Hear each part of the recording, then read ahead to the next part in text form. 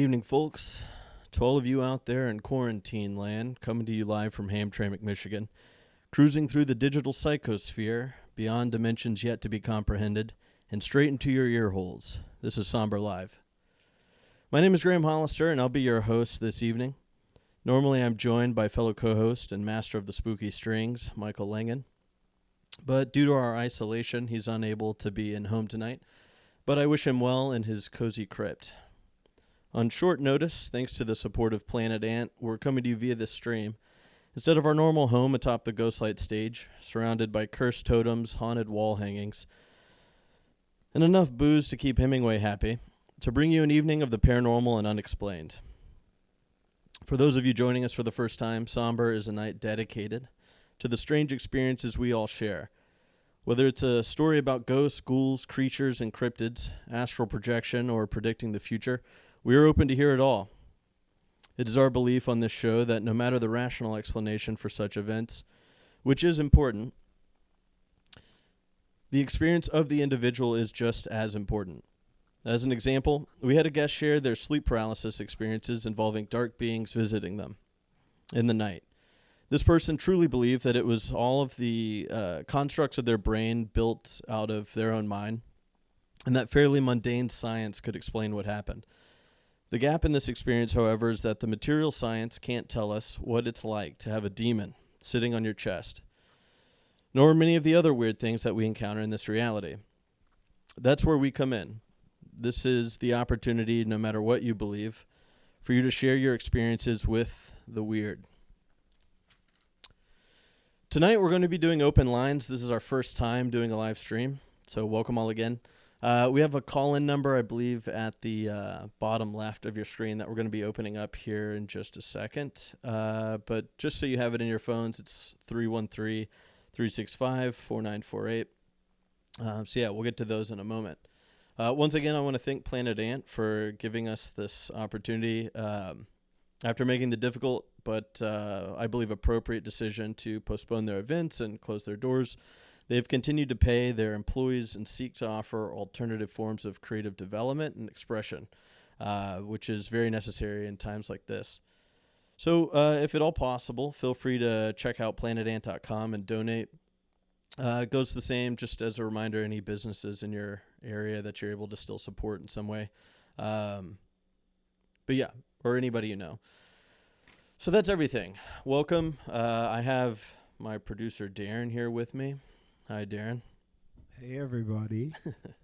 I have a little light. Oh, yeah. I forget that they can see you. Yeah, I have a little window in the bottom corner. Yeah. So you get my live reactions. I'm going to, just so you know, I have now have the call in now thing in the bottom corner of the screen. All right. You're looking great in your comfy chair over there. Thank you. It's a low sitter. You sit real low in it. It serves the image well. I'll tell you that right now. Perfect. As long as we're all proportioned here. I'm going to hold this little flashlight with my mic. You look great. Spooky touch. So yeah. Generally, to catch everybody up, we started doing Sombre in November, and we've been doing it every month since. And something we've done since the very beginning is keep everyone up to date on some of these Mothman flying humanoid sightings that are going on in the Chicago area, a lot of them taking place around the Chicago O'Hare Airport.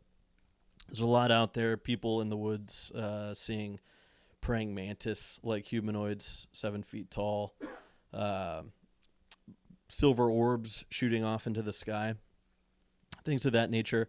You can check all this out. We get all of our stories for that. They keep happening. That's why we keep reporting on them, which is, I think, pretty cool. But you can check all this out at singularfortean.com, which the people over there have a long list of all the interactions going on. They have even a timeline, so you can check that out. But we have a couple news stories, like I said. The first one up tonight, and Darren, if you could pull up the photographic evidence. Let's flex our tech muscle. Yeah. And try the window. This is the first time using the window capture. This is let's exciting. see if it works. There it is. Perfect. So Chicago, no, this is the wrong one.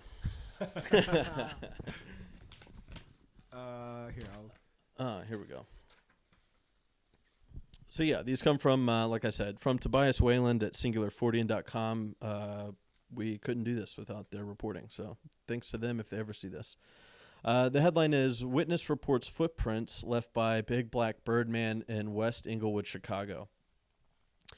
This comes from Lon Strickler, who reported this. He's a famed paranormal investigator, I think you could say cryptozoologist. He runs a blog, I believe, called Phantoms and Monsters. But just look up Lon Strickler if you want to know any more about him. So Lon Strickler spoke to a man in late February who reported a sighting his mother had of a, quote, big black bird man, quote, only a few days prior. According to the man, the creature left footprints in the snow that he was able to photograph, which you should be seeing now on your screen. On Friday, February 28th, 2020, quote again, this is from Strickler, I received a telephone call from the son of a witness who lives in the area of Chicago's West Englewood neighborhood. The man stated that on Wednesday, February 26th of this year, at early dawn, his mother was awoken by footsteps on the roof of their second-floor apartment. She looked out the window into the backyard and observed the Birdman landing in the backyard along the 6-foot fence. It was hopping and walking about as if it was chasing something. It then spread its wings and bounded up over the fence into the adjacent lot. The creature's height, this is now quoting Strickler again, the creature's height was about 6 feet compared to the fence, and the wings were 12 or more feet in width. Judging by the width of the double gate, each gate at 5 feet, it was standing near. Strickler continued, the wing shape was undetermined, though it seemed to be broad and gargoyle-like. There were no distinguishable features on the body other than it was standing on a double-toed clawed feet, with a small appendage extending from the back of the foot, which could be a possible spur. According to Strickler, just after the sighting and again later that morning, the son was able to obtain photos of the tracks in the snow near the fence and in the backyard, as well as a line of tracks in the adjacent lot. He estimated that the length of the tracks are comparable to the lengths of size 11 men's shoe, and that the distance stride of the tracks is 3 to 4 feet at its longest. It's almost done here. This is the second recorded case of one or more footprints being found at the reported sighting location in the Lake Michigan Mothman investigations, the previous being much more humanoid. Various animal prints were considered when speculating about their origin, and similarity with the impressions left by hares and rabbits was noted. The explanation is complicated by the staggered gait evident in the prints. A hare or rabbit normally leaves impressions in a more or less straight line, rather than the alternating left-right pattern that you can see here. As a result, there is no definitive explanation for the tracks, although one relatively popular hypothesis is that these tracks might have been caused by two rabbits traveling side by side. Who's to say? But if it was rabbits, though, we would have to say that the woman didn't see a large bird creature. Yeah. Where'd that come from? I, for one, like the bird creature idea. Yeah. I did look up animal tracks, and there are, rabbit tracks in the snow, and some of them do look similar to what we see there. We have a handful of people watching. You want to tell them what would maybe be what would calling in look like? They're here. Maybe they're just a little timid. Oh, okay, excellent. Calling in, it works the same way we do at our live show. A lot of people think to share your experience, you have to be a storyteller of some kind or have something prepared, and that's just not the case. Essentially, if you've seen, for instance, like a show like Coast to Coast, it's in a very paranormal talk show format is what we call it. So you would call in and essentially have a conversation with me about your experience to share with everyone else. I think before we can save one of these other news things. Is anybody calling in at all? I don't have any calls coming in, but we have people watching. All right. Well, you guys that are watching, just call in and you don't just anything you want to talk about. Unexplained is the key word here. What I can do is I'll go ahead and share this other experience, and we'll go ahead and open those phone lines. So the number, just before you get started, everybody, the number is flashing in the bottom left corner of the screen right now. Give us a call and tell us anything paranormal, weird, unexplained, something that moved you that maybe you don't really know all the details of. call in and let us know. We're here. So while you do that, final article and report on the recent humanoid sightings around Chicago. The headline, Chicago Paranormal Investigator reports sighting of strange flying creature with membranous wings near O'Hare. So as I mentioned, we've reported some of these before. A lot of these investigations are done by this person, Manuel Navarrete. He had his own sighting, essentially, which is pretty wild. So basically this happened on March 3rd, 2020. And he reported it to the people at Singular Fortean. Quote, I was driving to work, taking my usual route on Mannheim Road. Any of our Chicago listeners might know where that is by the airport. And I'm talking to my wife on the phone, he says. I'm coming up to the intersection. On the right side of it is an old Enterprise rent-a-car lot that used to be there. The building is still there and everything. I'm talking as I pull up to the red light, and I saw what looked like a large winged being coming in, like it was either landing behind the building or on top of it. The reason I say it was landing is because it was coming down and it looked like it had its chest up with its wings flared up like it was trying to slow down enough to come in for a landing. The street at the traffic stop is 5 lanes. It was rush hour, so slamming on the brakes and trying to get a good look was an invitation to get into a wreck.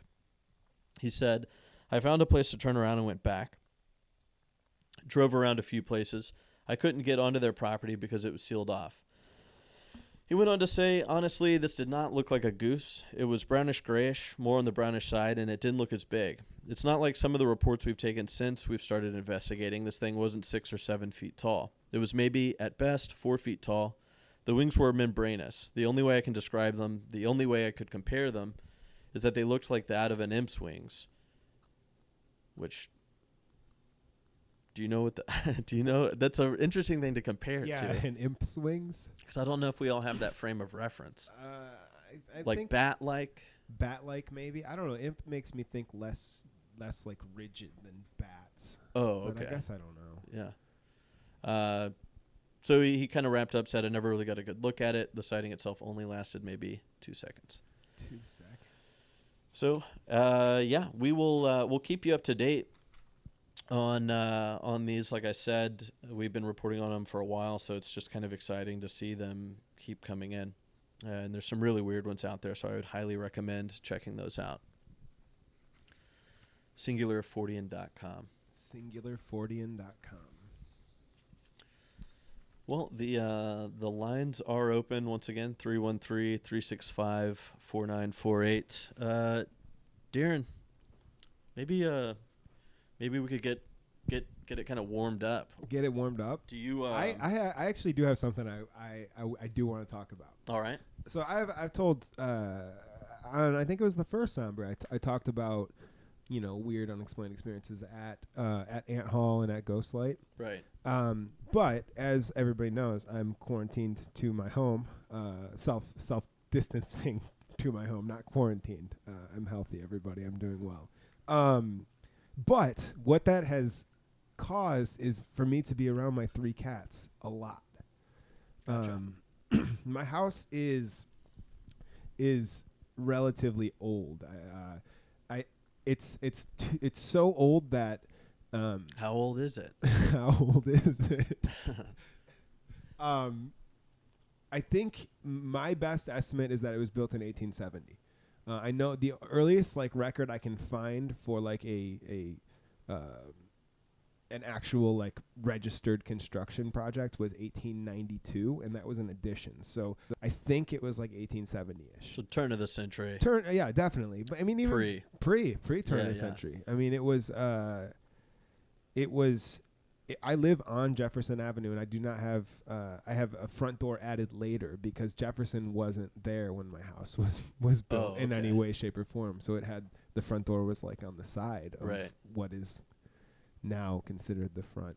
Anyway, the whole point to this being, in the past, officially there have been 2 deaths in my home. Which wow. Yeah, right. There was a childbirth death. This was a home birth. Well, I think it was just considered a birth at that time, probably. Oh, yeah. Because it was probably early 1900s, late 1800s. Just I don't a know birth. but just it was just a birth, and so that's one. And then there was also it was an accident, and it was a child. I think it was, from what I can uncover, I think it was, and this was like years ago. I was like getting into researching this house, but best I can gather, it was this was a long time ago. Long time ago, like more than 100 years ago. Right. This is nothing in recent history or like modern history even. Sure. At this point. But from what best I can gather, it was a fire, and like a fire in, like, I think the basement or in the back or something like that. But the reason that I even bring all of this, my mom is watching. My mom says 1870 is what she would go with on the house. Thanks for tuning in. But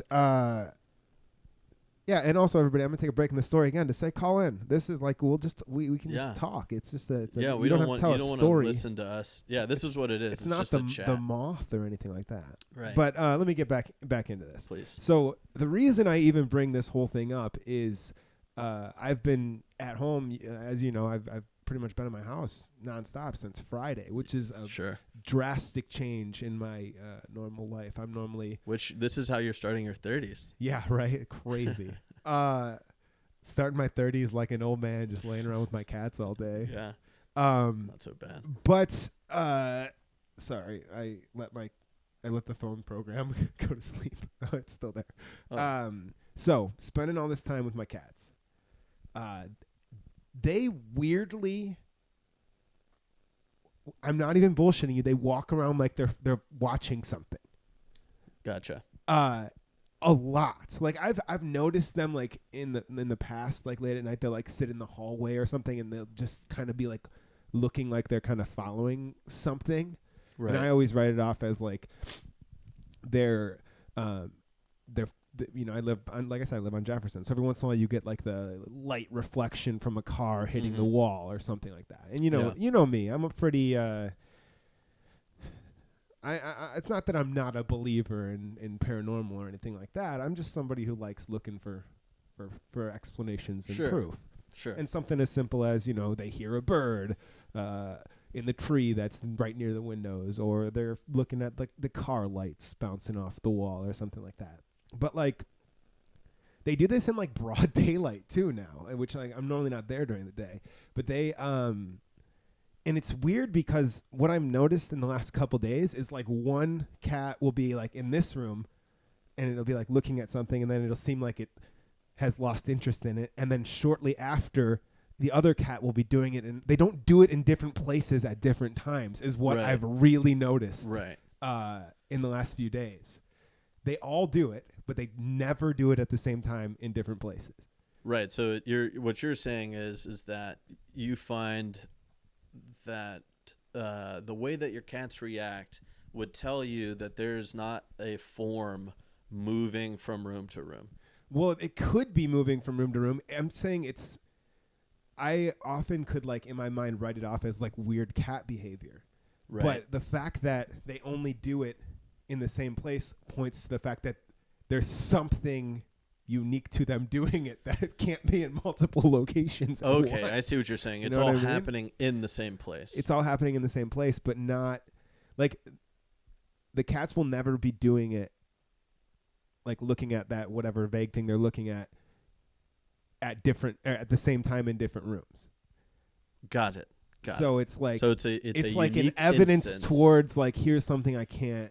Right. Here's an element of this thing that I've kind of written off that I can't really explain. Sure. And it, I never feel like unsafe in my house at all. Like I'm not like worried, or if any of you guys are my friends and you come to my house, there's not like malicious ghosts, I don't believe. The sleepovers are generally chill. Yeah, it's a chill place. There's not a reason to be worried, but I think that there is more and more there's stuff that seems to be unexplained.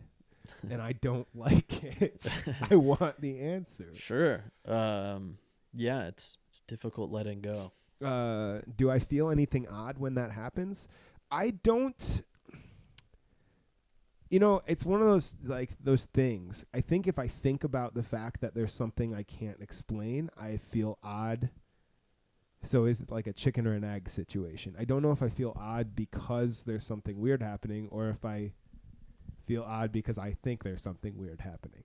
Right. So that's a little bit of do I go into the basement at night? No, I do not. I do not. Not because I'm scared, but I'm tall, and houses built at that time, the basements are super low. Like I think the ceiling is 6 feet and some change, which is how tall I am. It's a pain in the ass to move around down there during the day, let alone at night. But again, it is a creepy basement. There's like the old coal room down there. So so maybe that's the question, is that you'll now, maybe when that happens again, see if you can hear yourself either reacting first or feeling weird first or after. Yeah, I mean, I guess it's just like, it's kind of like it's a difficult concept, those chicken and egg situations. Sure. Yeah, right on that very couch. So you see a straight line on that very couch right there. The one I'm sitting The on. one you're sitting on. You can see this doorway my back door is over here, everybody. I was sitting, don't show my house. They don't get that yet. They got to call in first if you want to see more. So anyway, I was dog sitting, and beautiful dog named Cosmo. We were sitting on the couch, and Cosmo all of a sudden sort of jumps up and is staring just straight down at that door there. And I'm kind of sitting there, and I'm thinking it's his owners, my friends and old neighbors Luke and Sonda, getting home to go upstairs. And so I'm kind of sitting there. I pause the TV thinking, they're going to come and knock on the door. He's going to go bark. Instead, he just sits on top of my chest, and he's staring at the door, and he starts to growl just real low, super low. And so now I'm staring, thinking like, okay, where are Luke and Sonda? And as I'm sitting there, he starts to growl a little bit more, and you couldn't describe it as a particular shape of some kind, but a shadow figure crossed in front of the window, and it looked more, in front of it instead of something coming through the blinds. And there's no way, unless somebody was on the other side of the door, to kind of do that. Yeah. And it went by, and then I sat there and was like, did I just see what I saw? Started to feel a little weird, and then Cosmo kind of calmed down. But that was highly strange. I mean, there was no one there. Never seen anything like that quite before. But, that was super strange. So anybody, once again, please call in. Just like that, conversations about some weird experiences you've had. The number's there at the bottom left of your screen. It's there. I know you guys. I can see that you guys are here. How many people we got here? 13 million at least. Wow. No, at least at the very least 13 right now. At the very least 13. Nobody. And also, everybody, just even if you want to just call in and quarantine check in. Absolutely. That's okay. Oh, there we go.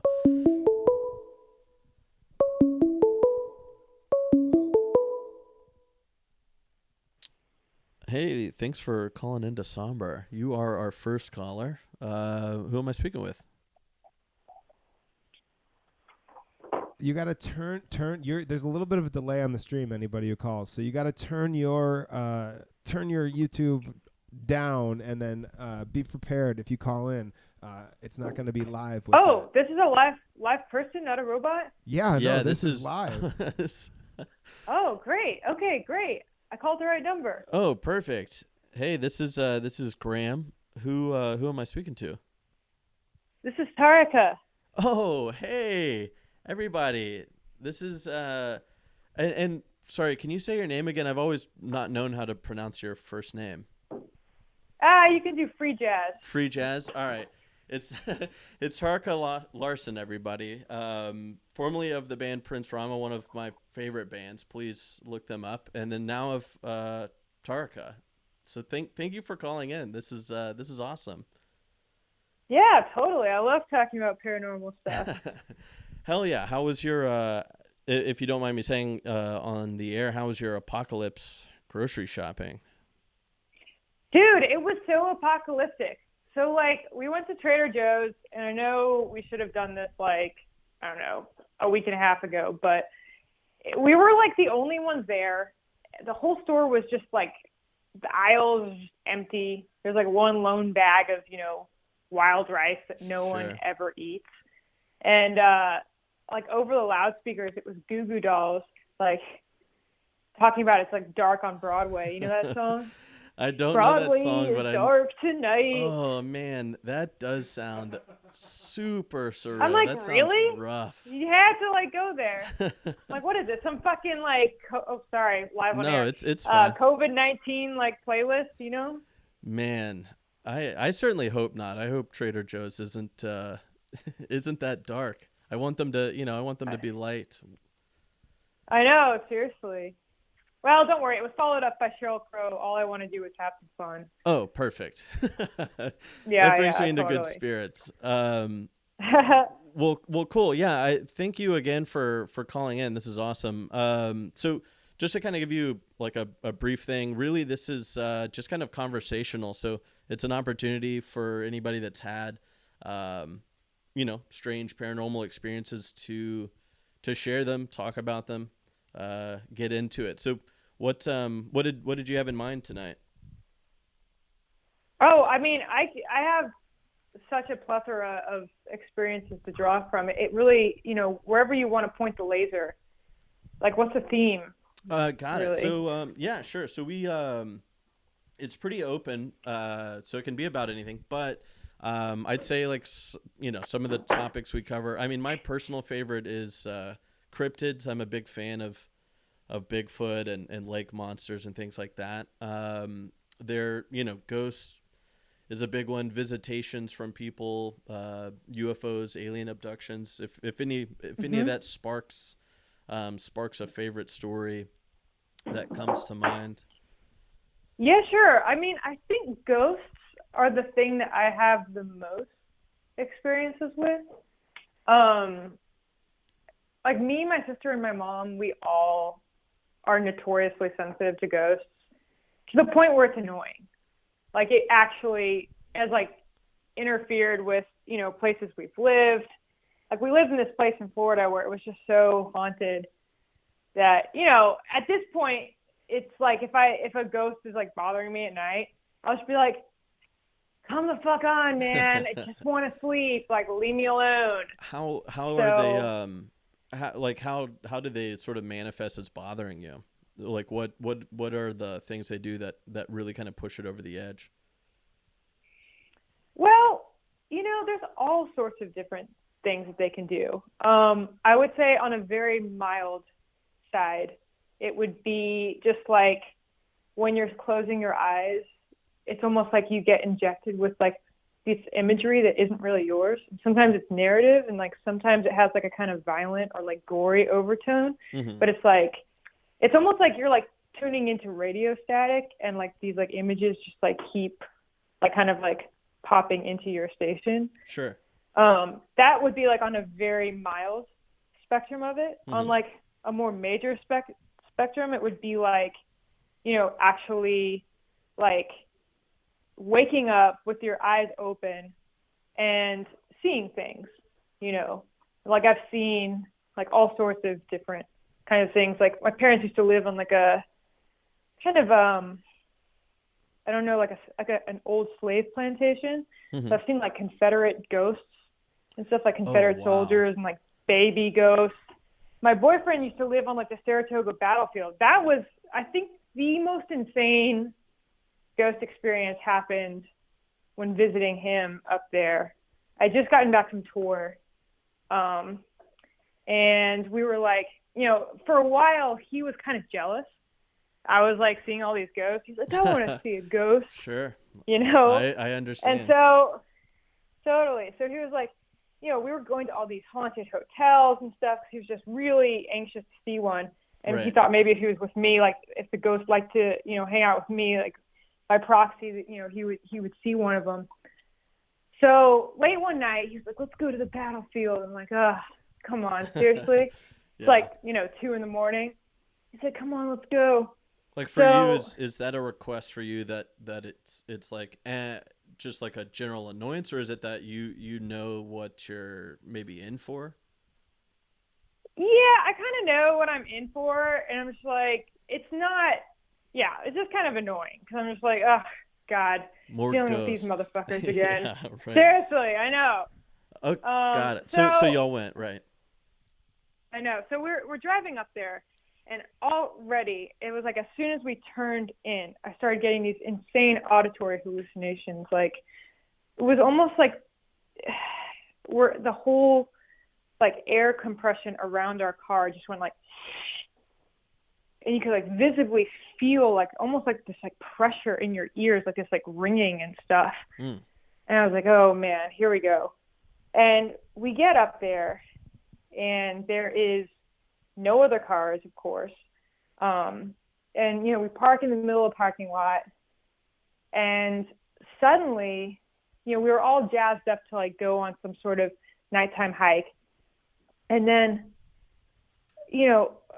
all of a sudden, we both just get like super tired, like drugged tired. But we weren't on any drugs. It was just like this blanket of lethargy to the point where it was almost like someone waved a magic wand and we both just went to sleep. Wow. Immediately. Very strange. Yeah. And then, at one point, I started hearing this banging on the outside of our car. So like as if it's a person, like it would basically sound just like a person. Okay. Exactly. And then, I opened my eyes, but I was like paralyzed, like I couldn't move. 'Cause that's another thing that ghosts will do. Like typically if you're having some sort of ghost experience, like scientists like to discount it as like sleep paralysis. Sure. And I'm not saying there aren't some cases of sleep paralysis, but this is like a very common thing with like ghost attacks is they like kind of suppress your ability to move. Mm-hmm. So, I was totally paralyzed, and I was like looking around, and there's like these almost like flashlights going all throughout the car. And I thought we were surrounded by teenagers, like a gang of teenagers. Right. Likely assumption. And they were like, yeah, like looking to like almost like break into our car. And I was like, fuck, we're getting broken into. And I was like trying to say my boyfriend's name. I was like, Matt. But I couldn't say anything. And then it was like, right then it was almost like I got like just totally bench slapped by this wave of sleep again. I like went back to sleep. And then I woke up again to like the sound of like someone banging on the door. And this time the whole car was kind of shaking. Wow. So I opened my eyes again, and I see the flashlights again. I'm like, fuck, they're back. But this time there was this sheriff, almost like an old school, like Wild West sheriff. Right. Standing outside the car, just totally real looking. Like there's no, because sometimes when I see ghosts, they're like very kind of that cartoonish, like silvery, see-through, whatever. Yeah, that's this what guy I was was ask. full. Yeah, this guy was full on, like full flesh. Flesh and blood, basically, real person. Flesh and blood. I mean, to the point where he was banging his like meaty palm on the window, and it was shaking the whole car. And I see he's putting his flashlight in, almost like he's trying to like look around to see who's in there. And I get a look at his eyes, and oh my God, y'all, his eyes were like these two black holes. Oh no! Oh no! Just went like straight back. And I'm just like, fuck, we gotta go. Yeah. And so finally, I shook myself, and then he disappeared. I woke up my boyfriend. I'm like, we gotta get the fuck out of here. So yeah, and then at that point, he tried to start his car. His car wouldn't start. And it was the battery was whatever. And I was like, oh my God, this is not happening. Finally, he got to start, and we got out of there. But that was probably the most vivid experience I've had. That's wild. I've never heard. I've read about attack stories and stuff. I've never heard any first-hand like that. That's crazy. Did you notice? Because you said you were kind of going in and out of sleep or consciousness, did you notice Uh-huh. like missing time or anything? Whenever you left, had it been like a strange amount of time since you had gotten there, or was it all just kind of happening at once? You know what's funny about it was that it's funny you say that. I think only like 10 or 12 minutes had elapsed, but it felt like we had been sleeping for hours. Right. That's wild. You know. Yeah. What and Yeah, what it was crazy. what battlefield did you say that was at? Saratoga. Saratoga. Gotcha. Man, Yeah. goodness. That's I don't and I guess I'd put it to you like when these things happen to you, do you feel like you know for yourself what's happening or what it is, or do you kind of toss it up to I don't know. I guess I always fall into the I don't know camp, even though I have weird things happen. Yeah, I've done a lot of speculating over the years, and I've really, for the most part, I think if I'm not in like a just annoyed state because I'm trying to go to sleep, I usually try to reason with the ghosts. And I've had some good experiences where I actually kind of reason with them and we work out a deal where they don't bother me, Or I've even like worked out a deal where like they'll like help me out to like write a song. I'm like, look, if you're gonna be here and I need to record, you gotta help me out. Yeah, you right. know? You got to contribute. So I feel like for the most part, like with those kind of ghosts, there's like different levels. So the ones that are like kind of okay with reasoning with you, I feel like they just kind of want to be heard. Mm-hmm. Like there's just this element of feeling stuck, and like they're kind of in this loop, and they're not sure why you're there because they're just going about their business. They're like almost like stuck in time, you know, right?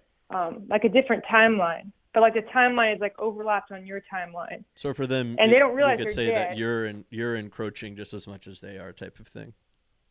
Right, exactly. And it's also like with the battlefield, for instance, it's a lot of people who were killed kind of suddenly and violently. Mm-hmm. And I think that when you were killed suddenly and your body hasn't had a chance to sort of like process, it's almost like there's like levels of consciousness that kind of get cut off like during a natural death process. That's why they have like the Tibetan Book of the Dead to kind of like guide the soul through the different astral realms. Like I think they recite it for 40 days after someone's died. Oh, wow. Because for like 40 days, your consciousness still is like kind of attached to the body. It's still like uncertain what's going on or like where to go. And I think if you don't get through those bardos, you just kind of hang stay. around. You're still like have this attachment, and you're just uncertain what's happening. I don't know. Right. I really am not sure. Well, I mean, and I'm not sure also because like. Oh, sorry. Go ahead. Oh, I was gonna say it's weird too because I feel like I'll go through certain periods of my life where I'm more sensitive to them, mm-hmm. and then like other periods where I'm less sensitive. And I think that the periods where I'm more sensitive to them is usually when I'm sort of in a state of like physical weakness, like where I'm either like overtired or like sick or run down or like on tour and like not getting a lot of sleep. Mm-hmm. Like, so it's almost like I have like less attachment to the physical world. Like I'm a little bit more susceptible to the influence of other realms, And this happens a lot with people who are drunk. Like, I don't think people understand, like, there's a reason why alcohol is called spirits, Sure. It's like ghosts love drunk people. Love them. I'm serious. It's like spooky. I lived on top of a bar for a little while, and after the bar would close, let me tell you, the ghosts just wanted the after parties. They like saunter upstairs, but they love drunk people because they're not totally there. Like their spirit's not totally connected with their body. Right. So ghosts can kind of like enter in and like, play around. Have like a heyday. Yeah, that's why like when people talk about like, oh man, like my girlfriend, she just turns into a totally different person when she's drunk. It's like, well, she might be a different person, Sure. Yeah, that's yeah, I've because it also feels, I guess, like within that, do you feel that there are different. Do you feel that ghosts or I guess what in your mind are ghosts? It seems like we're talking a lot about actual spirits that were people on Earth. Do you interact with other? I guess we'd say like ultra dimensional deities. Can I ask a question from the chat? Oh, please. There's a question from the chat that I think is a relevant one. The person asks, do you ever try to help them pass on? Yes. Great question. Yeah, so I had an experience with that. Well, I think through music, it's been a way for me to cope with this sort of, you can call it a blessing or a curse, just to be able to like see these, different spirits and stuff and be in contact with them. I'll kind of make some, I'll make some, interdimensional wheels and deals where I'll be like, hey, if you help me with this, like I will do everything in my power to help you pass on. And the way I look at that, it's just more like I'll just kind of like focus on sending them peace and love. Mm-hmm. Like really like imagining them free and like not stuck in this place, and using like my voice to sort of give them a voice.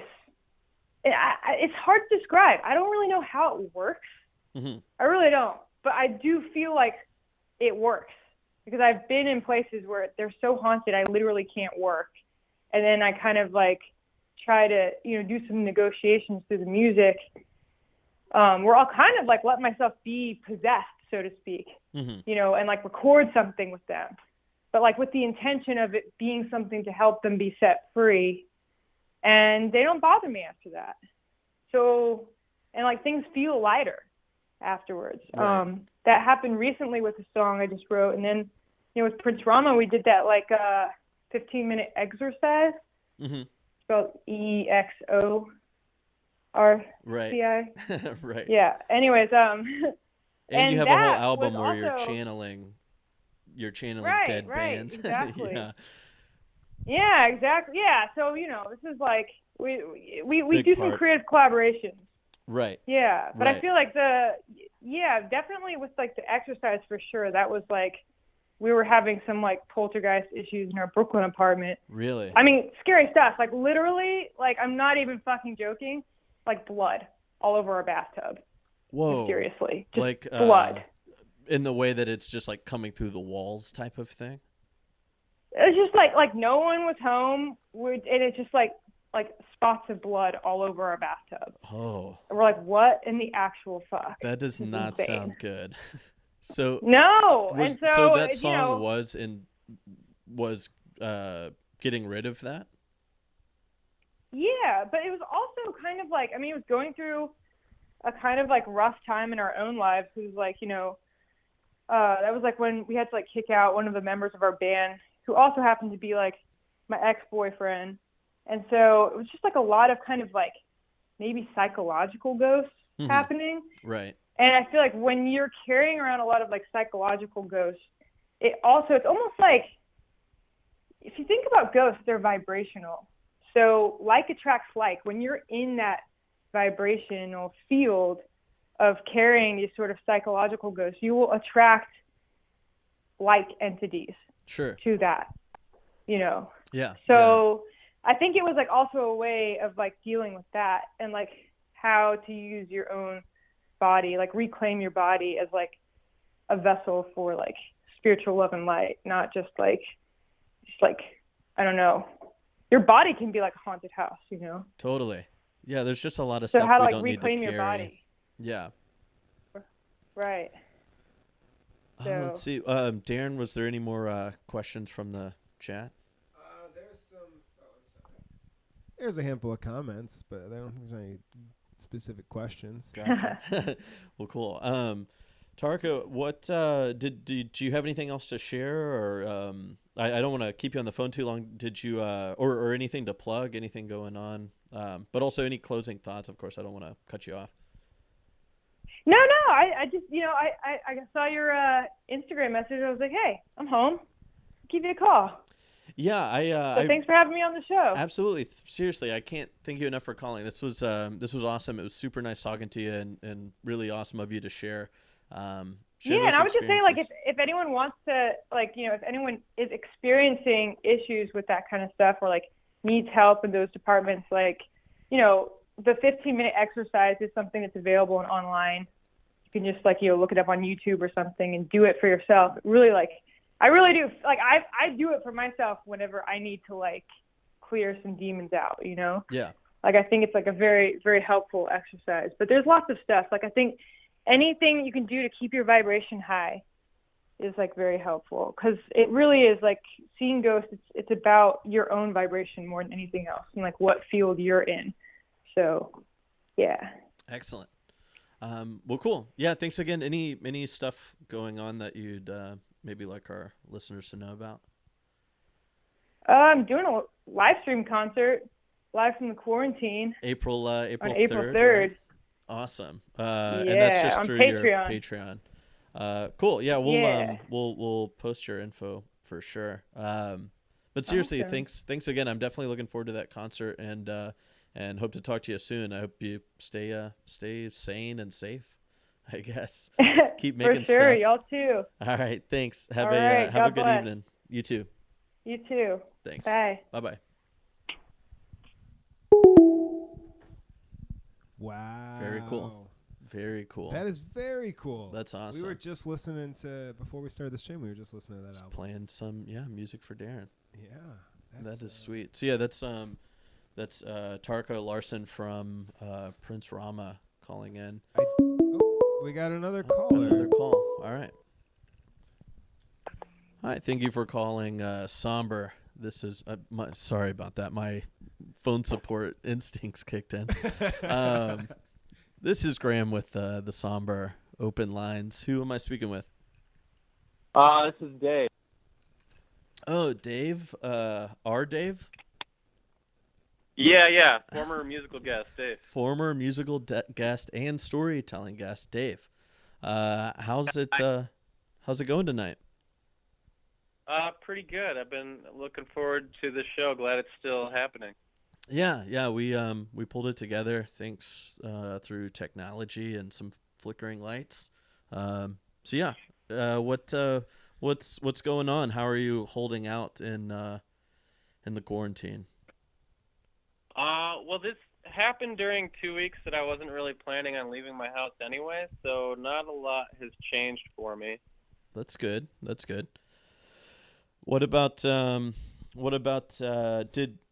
how's everything going with school, with studies and stuff? How's that looking?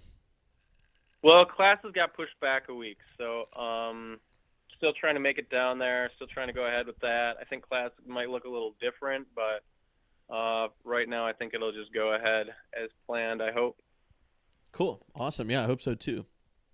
What did you have in mind for us tonight?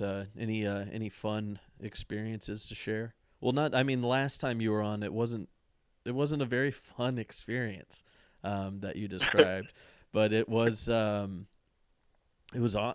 awesome experience just in terms of interesting and wild. So what did you have in mind tonight? Well, I have possibly an alien story. I think it's an alien story. It might be a sleep paralysis story or some other kind of interdimensional being story. I'm not really sure. It kind of exists like in the liminal space, like between sleep and wake. But although I think I was awake, it felt like I was awake, but it kind of happened somewhere in between. Okay. So you were laying in bed one night, and then what happened? Well, I was trying to sleep in bed, actually. This is when I first got my house, and it was my house is kind of a construction zone. I've been working on my house, after work, so I was just kind of exhausted. My body hurt from working so much, and it was just really stressful to be in my house because I felt like I couldn't rest there. There was just so much to do. So I got in my van, and I just wanted to drive someplace quiet, like away from people, away from houses, find as much open space as I could. But I also was just tired. And, so I just went to the south end of Hamtramck. There's this road that kind of only has houses on one side. And I parked in this spot where there's no houses right nearby. It's just kind of empty right there. Mm-hmm. And I was kind of tossing and turning a lot. My body was really uncomfortable, and I finally managed to fall asleep just before dawn. And then, because I'm sleeping in my van, just kind of out in the open, I had this sheet over me that I could kind of see through, but that so no one could see me. I had it all the way over my head. Sure. And it was like summertime, so it was really hot. But I just wanted to be covered so someone doesn't like see someone sleeping in a van and call the police or whatever. Right. And so then I wake up, or I had the experience of waking up. If it was like a sleep paralysis thing, I didn't have another experience of waking up. This is the only time I experienced waking up. Was kind of just before dawn. I was covered by this sheet, and I woke up to this thing that was like a cat walking from the front of my van slowly through my van, but it had legs about 3 feet long. It was like this spindly, lanky cat. And it moved kind of slowly. It looked like is it Giacometti that does the sculptures of like the elongated figures with the big feet? Oh man, I don't know. Yeah, I wouldn't say for sure. Maybe our chat knows. I'm almost I have like I'm picturing almost like this is a little more crude a reference, but like one of those big, Star Wars and the planet Hoth, those machines that are kind of walking. I forget what they're called. Yeah. Now I have no references, but I picture like that, but basically a cat with like, spindly legs, real top heavy. Yeah. Weirdly kind of suspended on these legs that shouldn't support what's above it kind of thing. Like the cat was kind of proportioned, it was like long and lanky, like maybe 3 or 4 feet long. Was it walking how a cat normally does, or what did that look like? It was walking through kind of carefully, like it was I don't know, like if a cat was like kind of sniffing around its environment, but also walking kind of through my van from the front of it to the back of it. Okay. And I can kind of see it, but I see it through this blanket, Sure. And, I remember being afraid of it and not wanting to move, like really not wanting it to notice me, because it looks like it's like sniffing its way through my van, and this thing's really freaky looking. Sure. And I have this like really clear notion to just remain perfectly still and watch it before I even think like, how did that thing get in here? My van's locked. It has all the windows closed. Like Sure. This thing is like, what is this thing and how is it walking through here? Can you feel it? Can you feel it? Anything moving within the van as it's walking, like it's displacing anything? Well, before I could even think about how it got in there, I could feel it walking on me. It's like standing on my body. Oh. And I remember very clearly like the weight of its paws where it would step. And I felt like it weighed about as much as, the size of this thing looked. Wow. And it walks along my whole body. And whether it knows I'm there or not, it doesn't. It just kind of moves through the same way. And then once it gets to the back of the van, I can no longer see it. But I noticed 2 figures walking side by side next to my van, kind of coming up from the back as this cat is passing by me. Mm-hmm. And they're outside, and now that the cat's past me, I feel okay, like turning my head to look kind of more at them. And I can see they're like kind of faint, kind of like human shaped. I can't see them very clearly. And I'm also looking through this blanket. And just as these 2 figures got right up next to me, and I noticed they're kind of glowing too. One of them holds up its hand, and it has these like lights in its hand. Wow. And it starts like dialing these lights like it's a keypad. And then it kind of looks over at me. And right when it does that, these like beams of light come down from the sky and shoot through all the parts of my body where there's pain. Wow. And it like fills me with this really euphoric feeling, and my body's kind of vibrating all over, and like all the pain is completely gone. I feel like really, really good. And then these 2 figures like just continue walking after that happens, kind of disappear just past where my van is. And then once it's quiet in there again, I get up and look around, and I can't see anything, and I can't see how any kind of cat might have gotten in there or anything. It's like they just materialized right there around my van and then disappeared after I had this experience. Do you did it feel that the two were related? Yeah, it all felt. I kind of had this sense that they were all kind of existing in the same reality. Like they were all kind of none of it looked like anything from this world. Although these figures were kind of humanoid and the thing was kind of cat-like. Mm-hmm. I got the sense they were all there together. Like they were kind of in this same. I don't know how to describe the reality they existed in, but it was like it was kind of glowing. Okay. And then I guess the interaction, the hand, the keypad. So they were clearly like interacting with you. It wasn't that. I mean, in my mind, it doesn't seem like they were maybe in their reality they were like calling in a delivery or something, and you just happened to be like laying there. Or did it felt like more intentional, right? They were engaging with you. Yeah, it felt very much like, I don't know, if I were to imagine these as being like interdimensional beings, it felt like they just happened to notice me and they have this like, I don't know, healing ability or whatever to like refresh and renew my body's energy, and just happened to like do that and then go on their way. Huh. So it did feel it felt benevolent at the end of it all. Okay. Yeah. Or it felt like, more than benevolent, like intentionally helpful. yeah, and I remember feeling like really renewed and energy. Like I felt like like when you like shake out your bed sheets to kind of flatten them out, get them all like nice and unwrinkled. It felt like it just did that to like all of my energy, like all this kind of pent up anxiety and stress that I'd had about like my house and working too much and being exhausted. Like it's like it just kind of washed all that away, and I felt like I had energy again afterwards.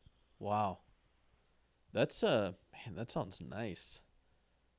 I Yeah. feel like I could use that. Have you had so you kind of mentioned you weren't sure if it was sleep paralysis. You and I have talked a little bit about that. I think you've said that you've had that before in some cases, but like was this, I guess my question is, have you experienced anything directly like this before?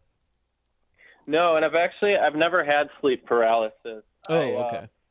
I kind of like, I remember when the cat first came into the van, feeling very afraid to move, and I remember wondering like, is this sleep paralysis because I didn't want to move? Although I could turn my head and look around, and I felt like I could have moved if I wanted to, but I just felt like I didn't want to disturb whatever this cat was doing like in my space. Sure.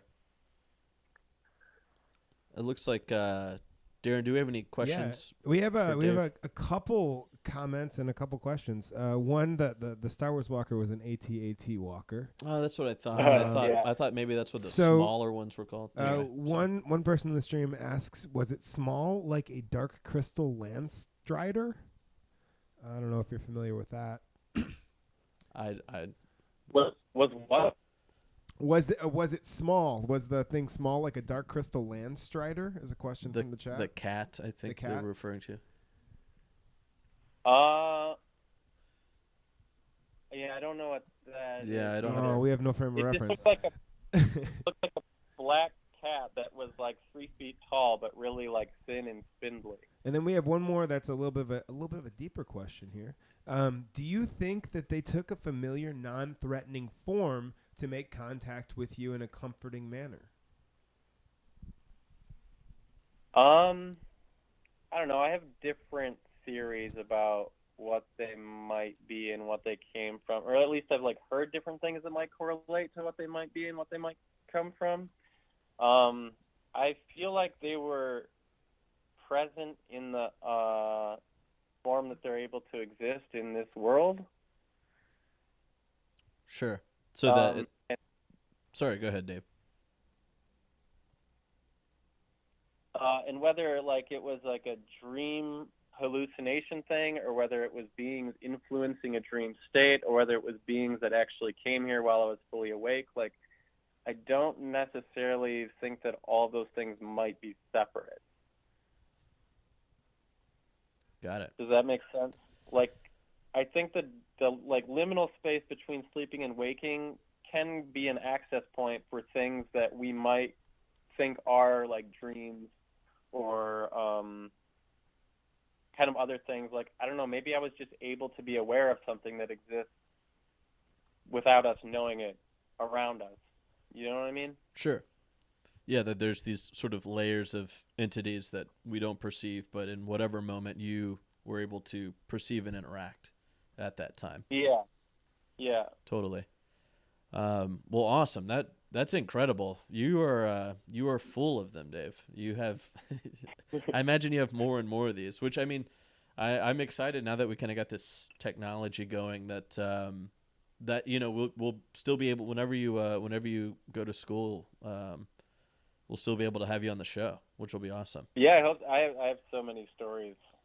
Well, that's great. I guess was there any other chats or questions? The chat's really concerned with me touching my face, which okay. which I didn't realize I was doing. So, chat, I'm sorry. I saw him wash his hands before he sat down. I washed my hands before we set up and after we set up. So I'm sorry, everybody, that I'm concerning with my touching of my face. I'm glad everybody is, though, like keeping an eye. Yes. Vigilant. Well, Dave, before I let you go, did you have anything else? Well, I guess it's worth mentioning maybe that I still sometimes will bike through this area where my van was parked. Okay. And I don't know if it's just like a kind of like a bodily memory thing, but I will always feel kind of like refreshed, like feel like a fresher breath air each time I bike through there. That sounds nice.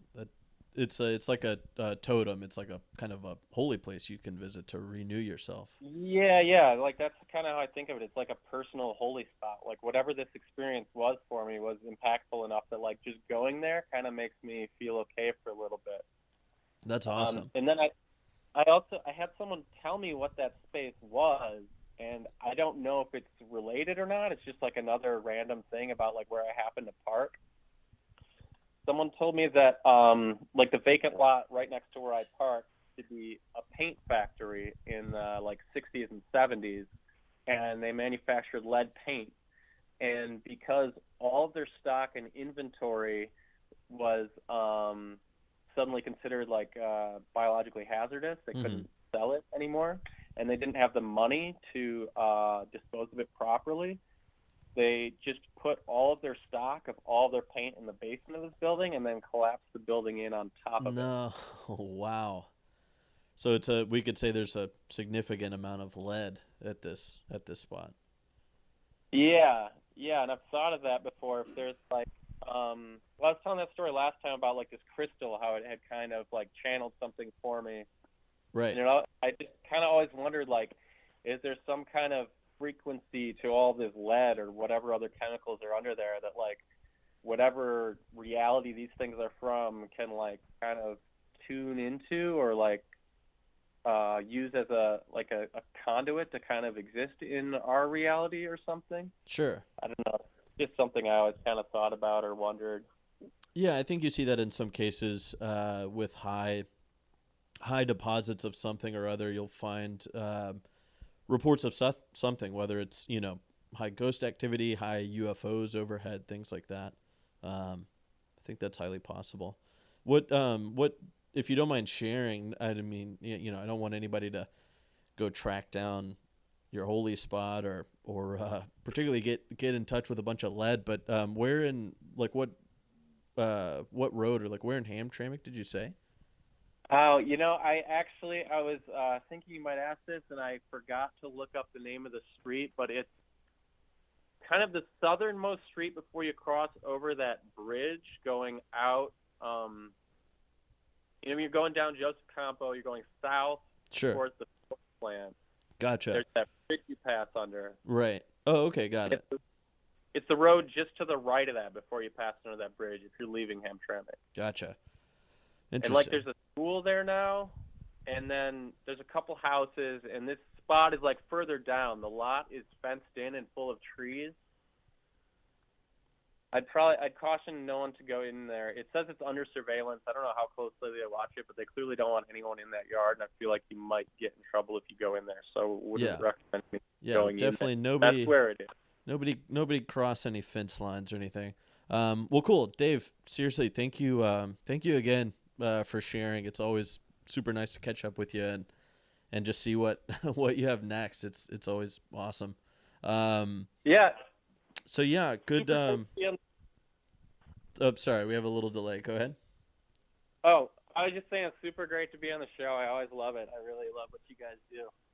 Thanks, man. Yeah, we'll have to have you back on doing some music as soon as we can, and obviously telling some stories. So thanks again, and I hope you have a good rest of your night.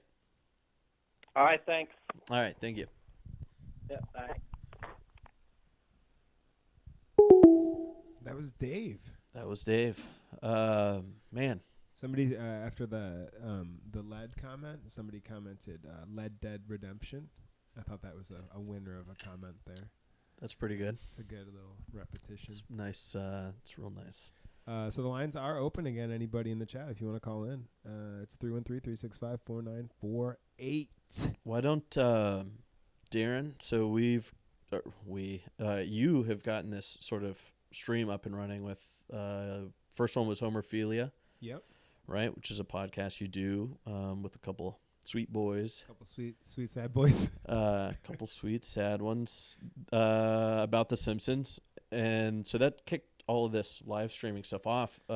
What's going on with this? We're gonna ambitiously try to. I mean, at the very least, every night at the primetime 8:00 slot, we have something lined up. But we're actually programming around that already. We kind of reached out to a lot of the usual suspects at Planet Ant and a lot of friends of ours with podcasts and stuff like that. And we made a Google Calendar and a big spreadsheet, and we have a handful of us who have the technology figured out, and we also have figured out how to teach people remotely via Skype and stuff like that, which is great. Just sweet. Yeah. So like tomorrow night, we're doing another Homerphilia call-in, which like anybody who doesn't know that show, it's myself, Andy Reid, and Devin Rose and I, and we watch an episode of The Simpsons, and then we talk about it and whatever else we want to talk about for about an hour. But we did a call-in show. That was the first one. We were just feeling cooped up and self-distancy, and we were like, let's see if we can figure out a call-in show. We were planning on being on the air for 45 minutes to an hour, and we ended up getting calls for 2.5 hours straight. And it was a lot of fun. That's wild. And then, so we're doing that tomorrow at 8:00, Thursday, 8:00, right here on this channel. So like and subscribe, and you'll get notified when we go live. But then on Friday, I'm pretty excited about this one. We're doing a live stream of Chris Jarvis's short film Bruised Fruit, starring Alex Mites and Sam Meyer, and some other friends of ours. This has already been talked about on the streams, but also yourself. I have a very brief cameo in Brief. which, again, I am. You will not like me in this film, everybody. No. I'm just warning you right now. You're not gonna like me. He's the bad guy. I am a bad dude. I'm not a good guy. No, but the the hero. I'm not even an anti-hero. I'm just anti. you're just bad. I'm just bad. Yeah, I caught that. I caught that when they were showing it at the Ant Hall, and it was great. Yeah, it's really well, good. it's kind of like anything. The pandemic and all this stuff has really thrown a wrench in a lot of things, and a lot of people don't know all of the implications of that. Like they were off to the races, doing well in festivals all over the country, and it's just like that. Almost every festival's canceled. Every movie theater is closed. Sure. They can't show these things. So it's a little bit of a bummer because that project specifically, they put a ton of not only time and money and artistic passion in that, but they it's a pretty shitty situation, and I know there are a lot more people in that situation right now than we would expect. But anyway, so that's the motive behind trying to branch out from just doing things like I like this. Also, everybody, I'm coughing a little bit. I am on now day 2 of not smoking. So Congrats. I have Congrats. been. I have not. I have seen a handful of people since last Friday, but I've been self-distancing pretty well. I feel really healthy. I got a little post-smoker's cough going on. It's a wet cough, right? It's a wet cough. That's the one It you is a want. wet cough. This is the one you want right now. I've quit smoking a handful of times unsuccessfully. And the wet cough comes with it. Good to know. Everyone. Hey, again, the lines are open. It's 313-365-4948. Can I show the opener video? Oh, never mind. We got a call. Oh, I know this number. It's not answering. Hello, caller. That's Hi. Hi. your mom. I know. This is Connie Shelton, everybody. Are you taking my job here? I'm sorry. Yeah, this isn't my job. Let the host talk to you. Hi, Mom. Hi. Hi. Hey, I'll- Cass wanted to say hi. I was showing her you guys on my phone. Hi, Cass. Hang on a minute. Cass, say hi to Uncle Darren. No. Hey there, Cass. You gotta say hi right now. Look, Grim's saying hi to you. Can you say hi? All right, I won't force people to listen to that. Well, hi, Cass. It's good to. I That hope is you're a doing nice well. It's good to hear your voice, even if it's just saying no. Do you guys have any ghost stories? Ask Cass if she's got a. All right, she's. Can you hear me? Yep. Yeah. She does hear me, so don't worry about that. Okay. So you guys are doing pretty good. Got quite a few calls, huh? Yeah, we got a handful. Got a few here, yeah. Yeah. So Connie, have you experienced anything? I have one thing in my life. You want to say hi, but you said no. When I was maybe 12, my grandpa died suddenly, and I was like super close to my grandpa. Mm-hmm. And the last thing we did, interaction we had, he was yelling at me and I was yelling back. Oh. Okay, say hi.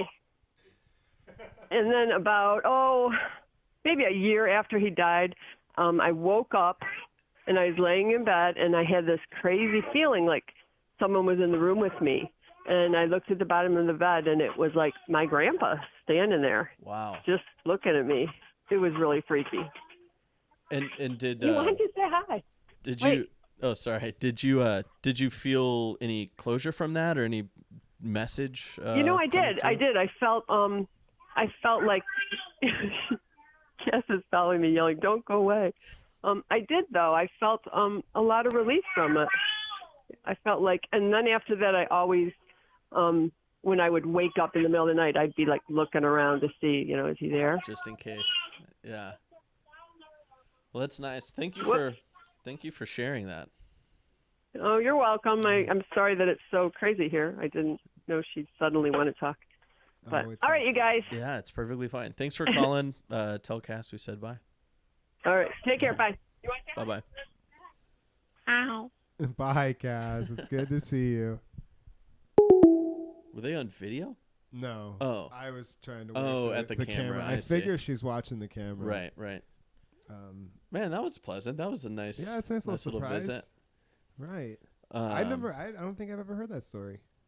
Really? Really? I mean, maybe like a long time ago or something. Do you know about your great grandfather at all? I don't. I mean, I mean, I'm sure I've seen like pictures and stuff, but I don't really know that much. She was super close. I guess. But so that would have been lots of years before I was even an idea. Right. Yeah. So that would have been in the 70s would be when that happened, I think. Is your Right? mom chill about? I don't know, Mom. I'm sorry. I'm giving your age away. Well, I'm 30, everyone, so do the damn math. Oh man. Yeah. That was a nice call. I was gonna say right before, now that we got a full room when we showed that opening video that I love a lot. I don't think a lot of these folks saw it. You mind if I? Yeah, no, that's Mind if I run this video so people can see your hard work? We started the stream off with this video. We're still getting the hang of these things, but we didn't realize that right when you start the stream, there's not really many people here. So here is our intro video. You go full screen with it? I'm gonna go full screen nice. AF. Nice.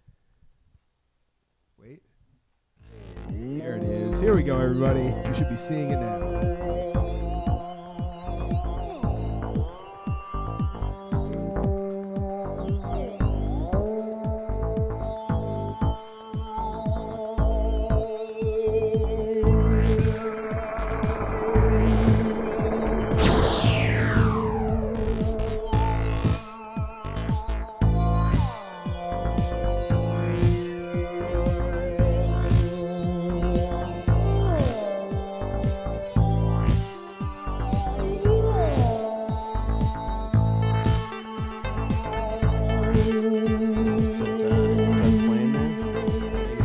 Just wrapped up right now. So we're back.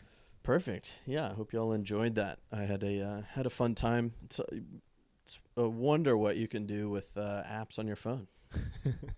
It's pretty cool. So yeah, where's my sheet here? Yeah, phone lines are open, everybody. 313-365-4948.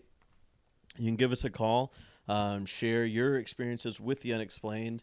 Once again, it doesn't have to be anything that you can't explain. It can be easily explainable, but it still doesn't discount the fact that you had an experience with something that, in that moment, at the very least, was very real to you.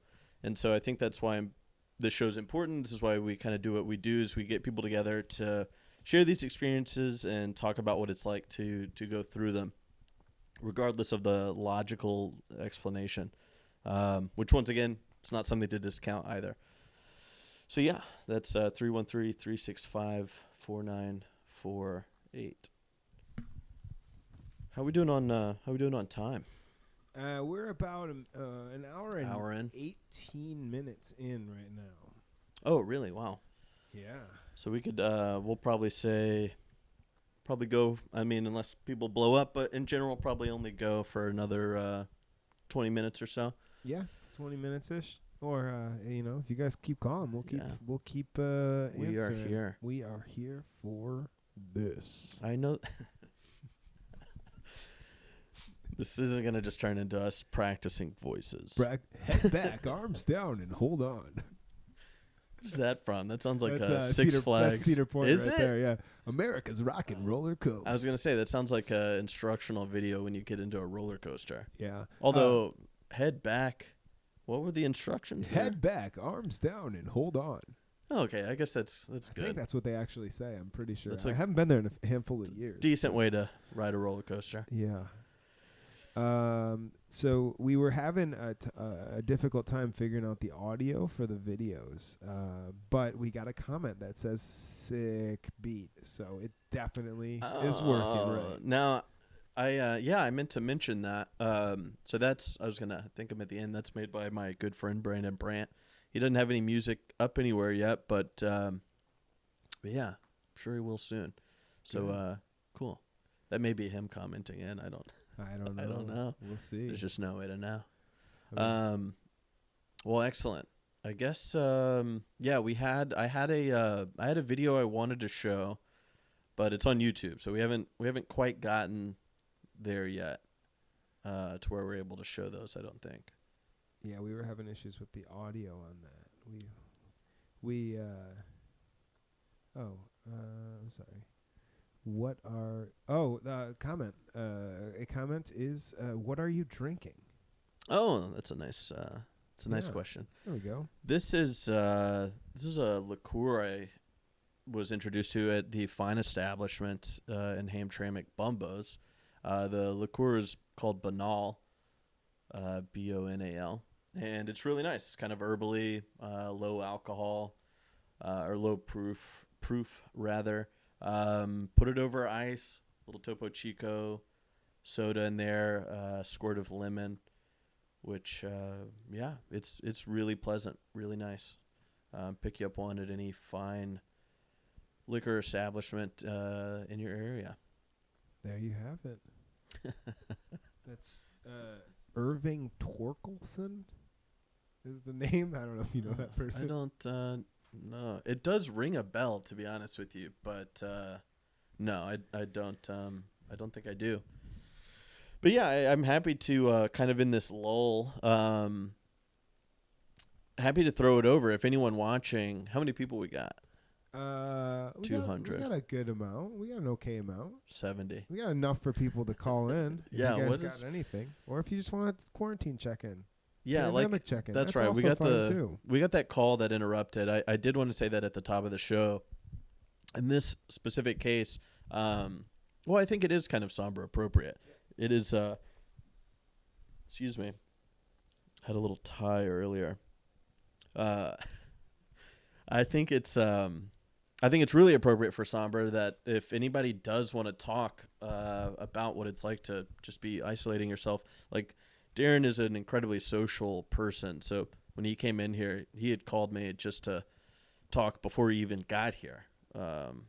He needed it, clearly. So if you have any feelings or you're scared, I think everybody's kind of scared. It's super weird. It's unlike anything I think your dad said, right? Like in his life, he's not gone through anything like this. Yeah, I was talking to him about it, and he had said this is like nothing that he's ever experienced. And I think there's, I would imagine most people are feeling the same way right now. And I think, to touch on the point of the show, it's a show about things that you can't explain that have affected you or moved you in some way. And Sure. I think, this broad experience, while it's far less paranormal than our most of the stories we hear, I think it still is, Well, to that degree, I think there is something, not to be cute here, unexplained going on. I think that there's we are experiencing this kind of revealing, I suppose, in that like our reality of producing and consuming isn't really the most important thing, or it's not immune to what the natural world is. It's not immune to what the actual sort of laws of reality are, at least the one we exist in, which I think is at this moment. I've been kind of thinking about this. It is an opportunity. I mean, this isn't to discount all the like terrible things that are happening because of it, people losing their jobs, people dying, all the horrors of all of it. But for those of us who are in it, if you find the space to kind of think on that, to think that this is an opportunity where we can come closer together, which if we take advantage of that, I think something really cool might happen. Yeah, and I think also it's incredibly interesting to like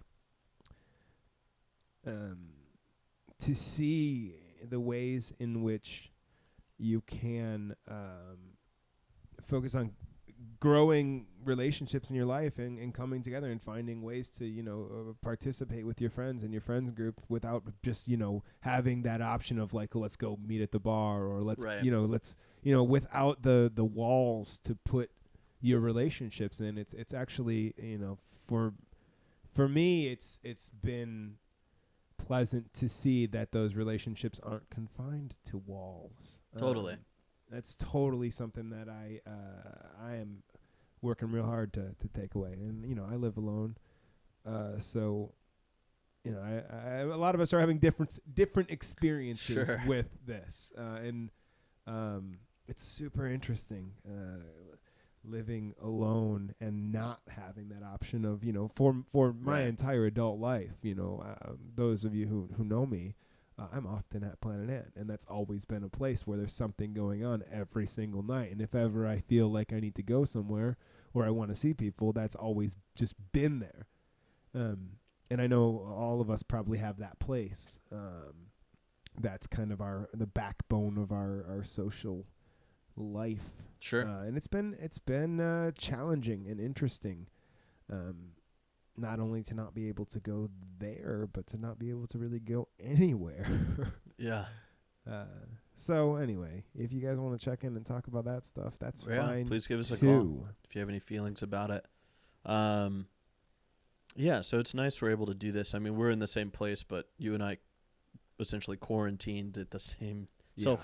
self distance, whatever. Right. I like the word quarantine. I know it's not accurate, but I like the word. I like it also. We did it at the same time. We both were kind of like, well, we are operating this under the same thing. Like, we're not going around people at risk, things like that. Sticking within our two person here. Yeah. I think another side effect of all this too is, like, I was sort of thinking on the way technology and particularly the internet developed. We were able to we could run it into the ground super fast, right? Like, we didn't really have time to grow up with it in some way, which that's still going on. But I think one of the things that I've been kind of thinking about, or at least my mind has been going towards, and especially you starting this call-in and live streaming, is like, maybe this is where we can kind of reclaim these things, and take advantage of them and use them for good tools. Not just giving over to say, like, I'm going to binge Netflix. Hey, binge Netflix. Yeah. I've done it already several times since isolating myself.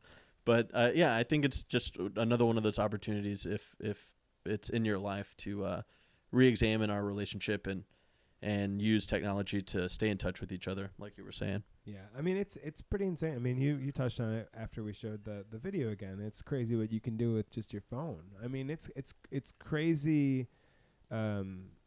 Even to set this up, it's pretty insane how easy it really is. Yeah, essentially you got a laptop and a little pad here. Yeah.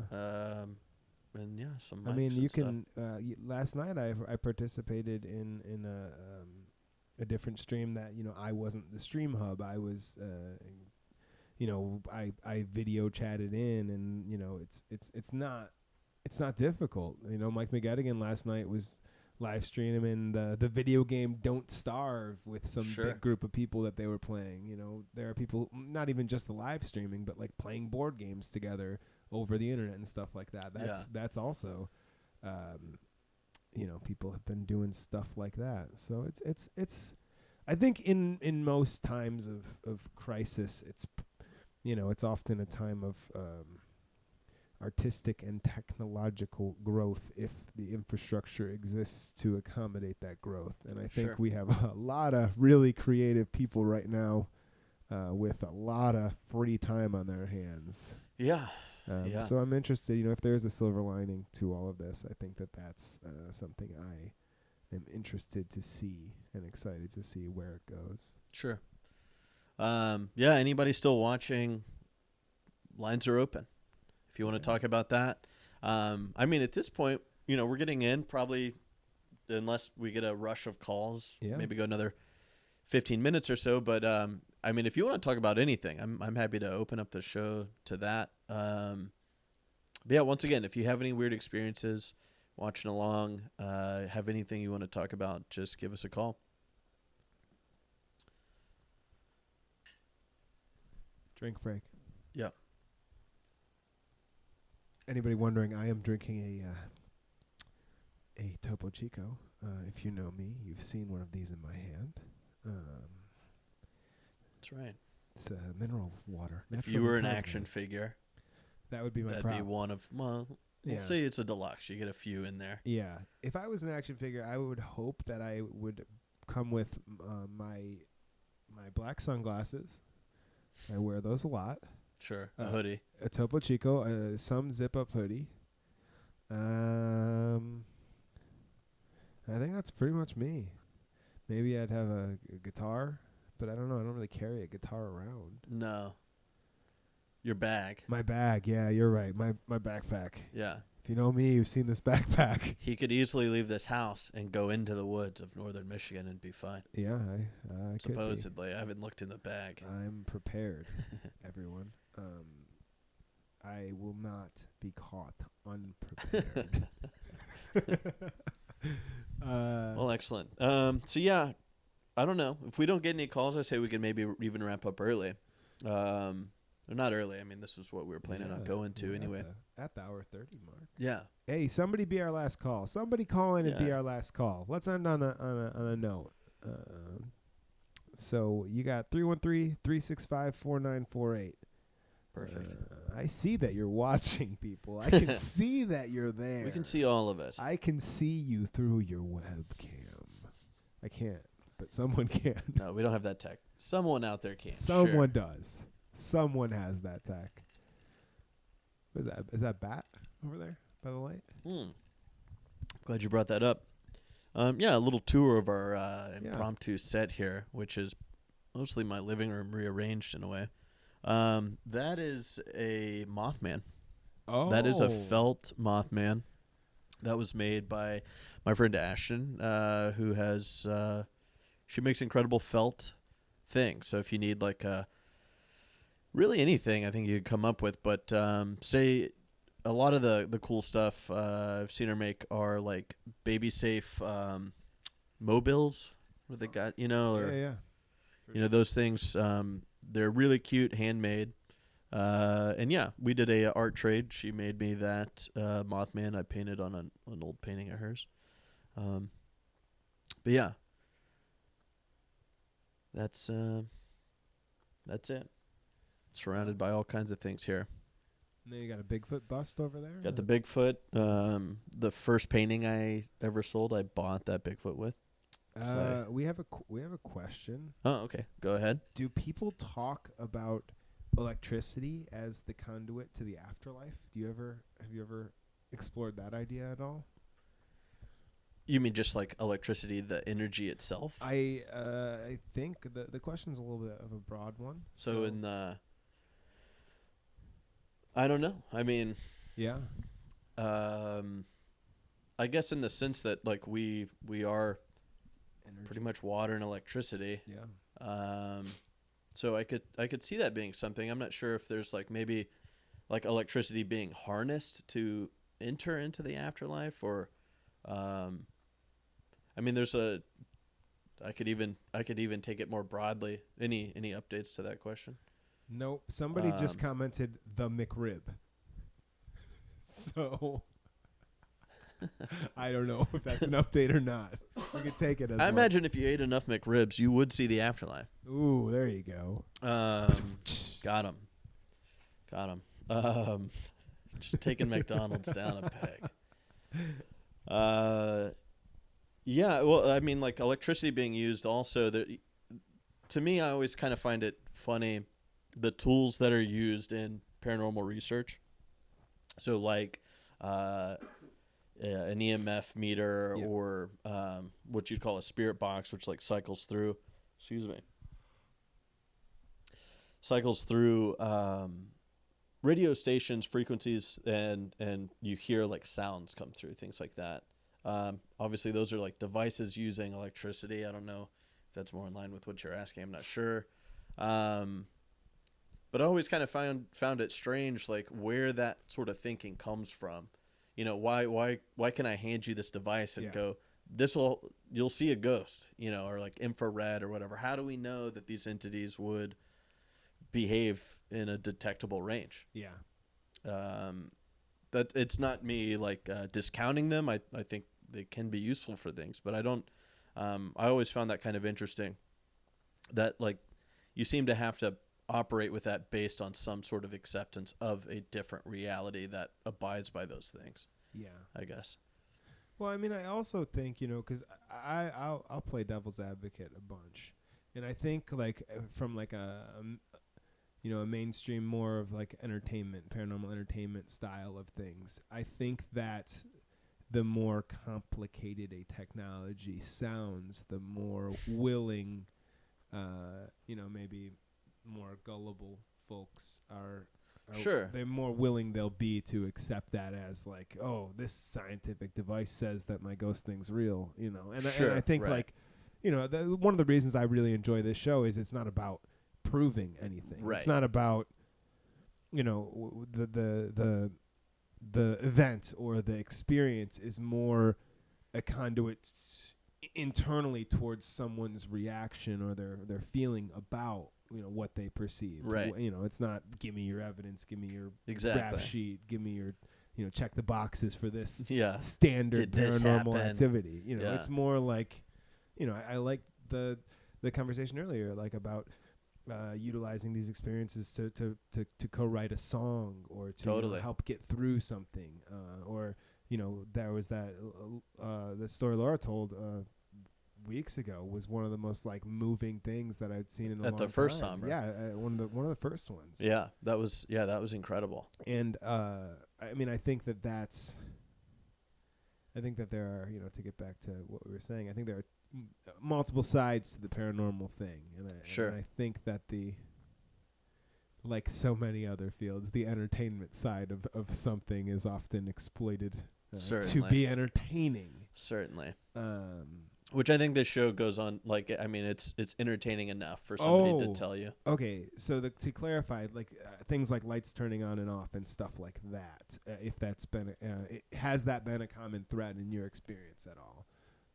Any like electrical activity, not necessarily existing in a plane of electricity. I but see. Like electrical interference stuff. I've not really had, I mean, as far as like weird experiences, personally, I haven't had too many that would involve electricity. It's mostly been like seeing something in some way that shouldn't be there, essentially. But in my experience, in terms of like looking into these things, and firsthand, Darren could tell you in a certain way that there is some involvement with like lights. Yeah. But it's I think manipulation of those types of energies, like if something's trying to communicate, is like a very common one, because they're working within an energy that we can't harness without a device of some kind. We could say that they are within a realm that could use that. So I think you often see that being a manifestation, is that they're using those things to get our attention or influence us or whatever it might be, if it is an acting conscious thing. Yeah. So, well, excellent. I'll throw it up for one more. Any callers calling in? One last call. If not, we'll probably wrap up the night.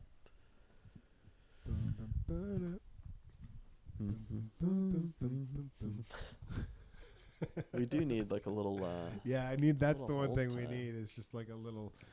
And I think YouTube, they will bust you if you use copyrighted music. Really? So we got to hit that public domain. Yeah. Or, once again, there's a lot of creative people. Oh yeah, why more not people? Why not? Come on, people. But anyway, I guess before we wrap up, 313-365-4948 if you wanted to be our last call.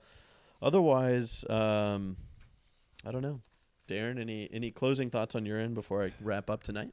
My closing thoughts are going to be more dedicated to the broad situation right now. Just Please. Everybody stick with it. Trust in the relationships around you in your life. I think that they are stronger.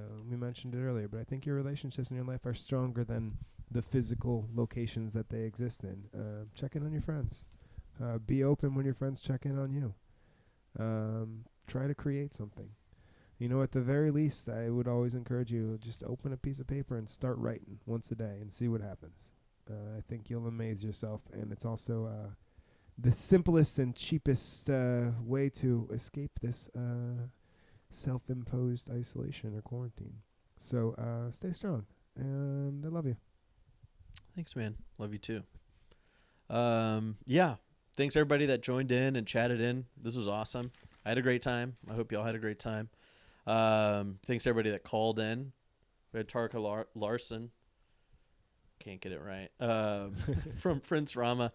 Check out their music. Check out she's they're solo now, so she's doing some cool stuff. Like she said, she has the Patreon. April 3rd, she's doing a concert since that got canceled, so that's pretty cool. And then Dave of Rug Island, I believe. So Dave's got music out there, and then of course Darren's mom, Connie. Yep. Thanks again. Thanks for calling, Mom. Thanks again, Cass. So in closing, scary out there right now. Like Darren said, let's stick with each other. We're gonna get through it. If anybody needs any help, I'm I'm available. I mean, I'm around. I don't have a car, but if you need anything, let me know. My Instagram is Glop Queen, GLOP Queen, no space. And then you can follow Sombre to stay up to date on when we're going to be doing another one of these or a live show again at Giving Up Your Ghosts on Instagram. Donate to Planet Ant. Check out the stream. Subscribe. Thanks, everybody. I guess hit that intro. Got it. It's going. Sweet.